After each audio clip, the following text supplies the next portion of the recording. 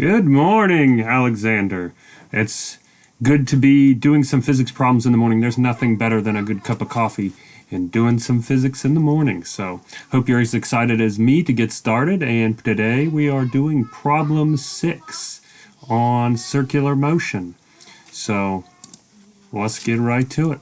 Here's our problem: a car on a circular road. Okay, and so you're given a mass, and you're given a radius of this circle and a coefficient of friction. So coefficient of friction, that's mu, if you remember. That's always a musing that they use, that Greek letter, right? Little pun for you in the morning. So mu, our coefficient of friction, is 0.770. And we always knew that the force due to friction is mu times normal force, and normal force is a perpendicular force, right? And we have basically a car. Let's draw a free body, everybody's favorite free body diagram. Now mine is not a true free body diagram because I draw a box instead of a dot and some little things like that, but we'll call it the Hindo free body diagram. And we have some forces here. We have gravity pulling down. This is the road here, flat road. And we're going around in a circle, but we're just drawing this snapshot of it. So we have F, G, we have the normal force perpendicular to the road, and we have a frictional force. Now if you notice, there is this right here, we have this frictional force acting against us. So we're kind of going in a circle and sliding. So what this is going to do is, so we're going around and around, and this is going to keep us from sliding this way. So it's a little strange, okay, but let's just go with this diagram for right now, okay? And so we know FG is mass times gravity, the acceleration due to gravity. F equals ma. Okay, so I'm going to go over here, and we're going to do it. Fg equals ma, and it's 2140 times 9.81, and that for me gives us 2993.4. Now what are my units? It's a unit of force, so newtons, because this was in kilograms. This was in meters per second squared. So a kilogram times a meter over second squared is a newton. Now, guess what this was equal, right here, these two are equal. It's in the vertical equilibrium. So this is also equal to Fn. So part of this formula right here. So now we know this and we know this. So let's get to it. I don't particularly like that color. It's hard to see, so we'll go to this. So they'll go to F, force due to friction, is mu times normal force,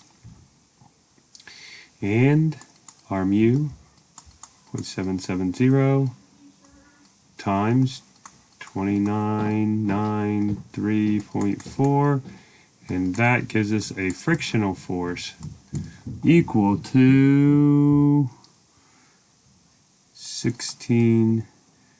164.9 newtons. All right, so this is this force that's resisting. As we go around, there's this tendency to do, it's drawing us this way, and this is fighting that. Actually, it's the other way. I made a mistake there. The frictional force is keeping us this way, and this force is trying to have us fly off here. So this frictional force will keep us from scooting that way. Sorry, I had that backwards.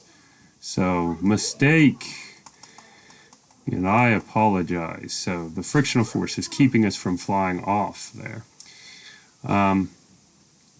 So, we now have to find the acceleration, or the maximum velocity that we can go without sliding. Well, one thing we can do is we can do another Newton's second law, F equals ma. Let's change colors, blue. And so we have a force of 16,164.9 equals a mass of 2140 times acceleration. So what's this maximum acceleration going to be? So you just divide the two. And when we divide the two, we get 7.5537. And units, oh, I left them off. My physics teacher would be yelling at me right now, don't leave the units off. Well, we could just go back here and figure it out. Newtons, this was a kilogram times a meter over second squared. We're dividing by kilograms, so it's meters over second squared. So a length over a time squared, that's appropriate acceleration units. Okay. So now, though, we need something else. And we're going to have to box this off, running out of room rapidly. And let's just box this here. All right. Okay. So, what this acceleration, we have a formula for tangential acceleration, and that's equal to the tangential velocity. Okay, tangent line, when you have a circle, so here we go, we're traveling around this tangent line would be touching this circle in one spot. So if you were swirling a string around and you cut it, this thing would fly off tangent, wherever it was, to the circle. So touching it in one spot. So it would be flying off this way if I cut this string that I was swirling it around, and then I cut it and it would do this. Or if you had a planet and the orbit, all of a sudden the gravitational effect was winked out, you'd fly off tangent to that circle where you were at in that circle. So anyways, we have our tangential acceleration and we have our tangential velocity squared over our radius length. And so now this just becomes a mathematical problem here. 75537 meters over second squared equals the tangential velocity squared over 18. It's right here. Right here. 18 meters.